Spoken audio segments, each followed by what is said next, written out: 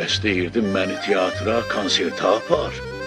Yubiley bilirsən nə olan şeydir? Təntənə, bayram, konsert də olacaq. Hələm-mələm adama bilet vermirlər. Nə əcəb səni yada salıblar. Nə baş verib görəsən? Bizim küçəmizə də bayram gəldi.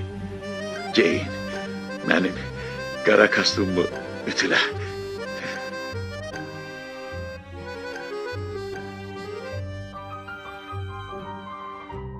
Əmi, bu yubiley bir ay bundan qabaq olub.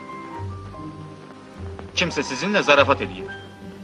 Bir o düştü buluduna, yandı gönül eşk oduna.